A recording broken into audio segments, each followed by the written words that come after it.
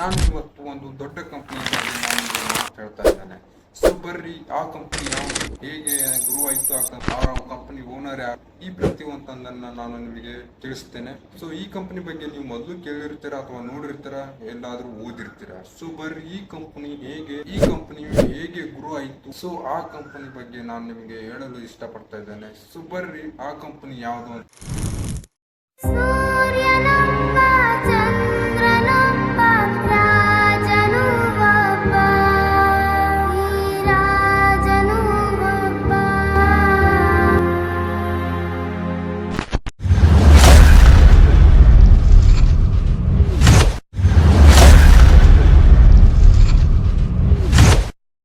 VRL logistic, ಈ company ಬಗ್ಗೆ ನೀವು ಕೇಳಿರ್ತೀರಾ ಅಥವಾ ನೋಡಿರ್ತೀರಾ, ಆದರೂ ಎಲ್ಲರೂ ಓದಿರ್ತೀರಾ.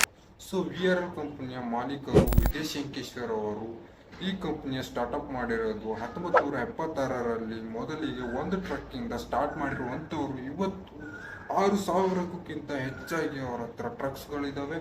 ಪ್ಲಸ್ ಅವ್ರ ಕಡೆ 1,200ಕ್ಕಿಂತ ಬ್ರಾಂಚಸ್ ಇದ್ದಾವೆ. ಕನ್ಯಾಕುಮಾರಿಯಿಂದ ಹಿಡ್ಕೊಂಡು ಕಾಶ್ಮೀರ್ವರೆಗೂ, ಈ ಕಡೆ ಗುಜರಾತ್ ಹಿಡ್ಕೊಂಡು ಅಸ್ಸಾಂ, ನಾಗಾಲ್ಯಾಂಡ್ ವರೆಗೂ ಅವ್ರ ಹತ್ರ ಬ್ರಾಂಚಸ್ ಇದ್ದಾವೆ. ಕಾಲೇಜ್ಗೂ ಅಥವಾ ಆಫೀಸ್ಗೂ ಅಥವಾ ಸ್ಕೂಲ್ಗೂ ಹೋಗುವಾಗ ನೀವು ರೋಡಲ್ಲಿ ನಿಂತಾಗ ಒಂದು 10 ನಿಮಿಷ ಅಬ್ಸರ್ವ್ ಮಾಡಿ ನೋಡಿ, ಒಂದಾದ್ರೂ ಒಂದು ಬಸ್ ಅಥವಾ ಟ್ರಕ್ ನಿಮ್ಮ ಮುಂದೆಯಿಂದ ಹೋಗಿರುತ್ತೆ. ವಿಜಯ್ ಶಂಕೇಶ್ವರ್ ಹೇಗೆ ಗ್ರೋತ್ ಆದ. ಸೊ ಬನ್ನಿ ಫ್ರೆಂಡ್ಸ್, ಈ ಕಂಪನಿಯ ಬಗ್ಗೆ ನಾನು ಆದಷ್ಟು ರಿಸರ್ಚ್ ಮಾಡಿ ನಿಮ್ಮ ಮುಂದೆ ಇಡ್ತಾ ಇದ್ದೀನಿ. ಸೊ ಬರ್ರಿ, ವಿಜಯ್ ಶಂಕೇಶ್ವರ್ ಅವರ ಬಗ್ಗೆ ಹೇಳೋದಾದ್ರೆ, ಇವರು ಗದಗ ಜಿಲ್ಲೆಯ ಬೆಟಗೇರಿ ಎಂಬ ಊರಲ್ಲಿ ಜನಿಸಿರುತ್ತಾರೆ. ತಂದೆ ಬಸವನಪ್ಪ ಶಂಕೇಶ್ವರ್. ವಿಜಯ್ ಶಂಕೇಶ್ವರ ತಂದೆಯವರ ಹತ್ರ ಬುಕ್ಸ್ ಪ್ರಿಂಟಿಂಗ್ ಫ್ಯಾಮಿಲಿ ಬಿಸ್ನೆಸ್ ಆಗಿರುತ್ತೆ. ಸೊ ಇವರು ಕೂಡ ತಂದೆಯವರ ಜೊತೆಗೆ ಸಹಾಯ ಮಾಡ್ತಾ ತಂದೆಯವರಿಗೂ ಒಂದ್ ದಿವಸ ಹೇಳಿರ್ತಾರೆ ಇವರು, ಸೊ ಅಪ್ಪಾಜಿ ನಾನು ಕೂಡ ಒಂದು ಬಿಸ್ನೆಸ್ ಮಾಡ್ತೇನೆ, ಸ್ಟಾರ್ಟ್ಅಪ್ ಮಾಡ್ತೇನೆ ಅಂತ ಕೇಳಿರ್ತಾರೆ.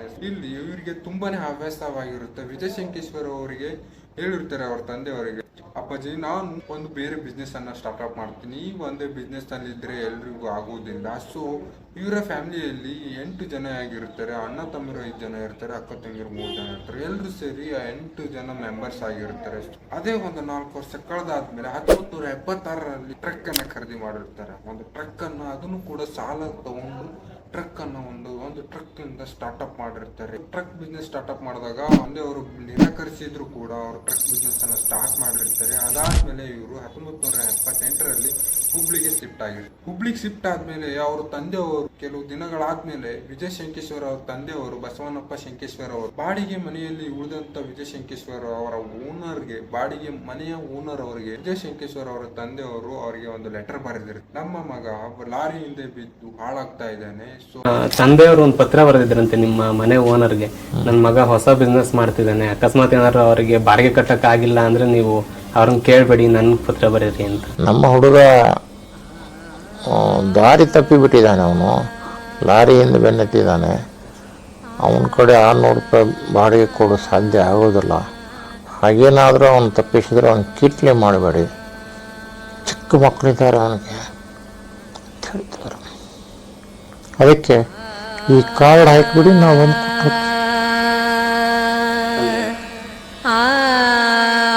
ತಂದೆಯವರು ಹಾಗೆ ಲೆಟರ್ ಬರೆದಿದ್ದಕ್ಕಾಗಿ ವಿಜಯ್ ಶಂಕೇಶ್ವರ್ ಅವರು ಕಠಿಣ ಪ್ರಯತ್ನ ಮಾಡಿ ಅವರೇ ಲೋಡ್ ಮಾಡಿಕೊಂಡು ಅವರೇ ಅನ್ಲೋಡಿಂಗ್ ಹೋಗಿ ಡೆಲಿವರಿ ಕೊಟ್ಟು ದಿನದ 50 ಪಾರ್ಟಿಗಳಿಗೆ ವಿಸಿಟ್ ಮಾಡ್ತಾ ಇದ್ರಂತೆ.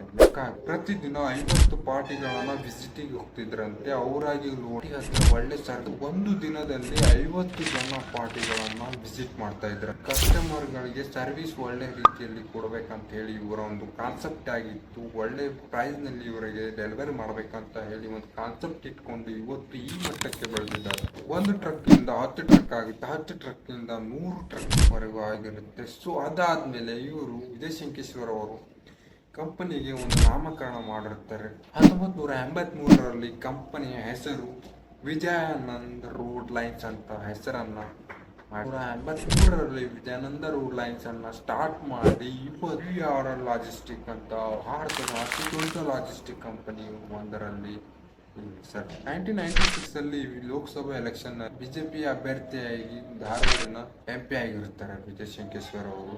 ಮತ್ತೆ ಒಳ್ಳೆ ಬಿಸ್ನೆಸ್ ಕಡೆ ಬಂದಿರ್ತಾರೆ. 2020ರಲ್ಲಿ ಪದ್ಮಶ್ರೀ ಅವಾರ್ಡ್ ಕೂಡ ಸಿಕ್ಕಿರುತ್ತೆ. ಇದಕ್ಕೆ ಗ್ರೋತ್ ಅನ್ನ ಮಾಡ್ತಾ ಮಾಡ್ತಾ ಮಾಡ್ತಾ ಬಂದಿರ್ತಾರೆ. ಮಾರಲ್ ಆಫ್ ದ ಸ್ಟೋರಿ, ಒಬ್ಬ ಮಗ ದಾರಿ ತಪ್ಪಿದ ಮಗ ಇವತ್ತು 6,000ಕ್ಕಿಂತ ಹೆಚ್ಚು ಟ್ರಕ್ಗಳನ್ನು ಹೊಂದಿರುವಂತ ಒಬ್ಬ ದೊಡ್ಡ ಮಾಲೀಕ ಇವತ್ತು. ಈ ವಿಡಿಯೋದಲ್ಲಿ ನೀವು ಸಾಕಷ್ಟನ್ನು ತಿಳ್ಕೊಂಡಿರೋ ಅಂತ ಅನ್ಕೋತೀನಿ. ಸೊ ಏನಾದರೂ ಮಿಸ್ಟೇಕ್ ಅಥವಾ ತಪ್ಪ ಪ್ಲೀಸ್ ಕಮೆಂಟಲ್ಲಿ ಹೇಳಿ. ಏನಾದರೂ ಮಿಸ್ಟೇಕ್ ಆಗಿದ್ರೆ ಕಮೆಂಟಲ್ಲಿ ಹೇಳಿ, ನಾನು ತಿದ್ಕೊಳ್ಳೋದಕ್ಕೆ ಪ್ರಯತ್ನ ಮಾಡುತ್ತೀನಿ. ನಮಸ್ಕಾರ, ಸಿಗೋಣ ಮತ್ತೊಂದು ವಿಡಿಯೋದಲ್ಲಿ.